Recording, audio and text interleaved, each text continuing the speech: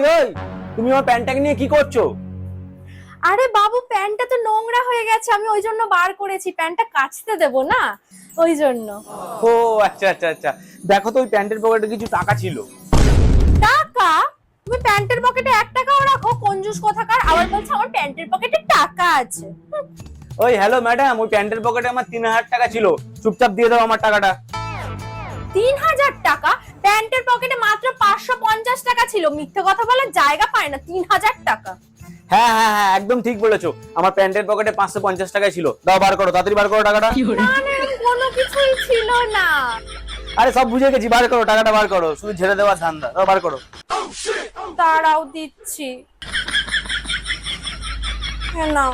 আরে বাহ বাহ বাহ, আমার টাকাগুলো ছেড়ে ফ্রিজের তলায় লুকিয়ে রাখা হয়েছে, তাই না?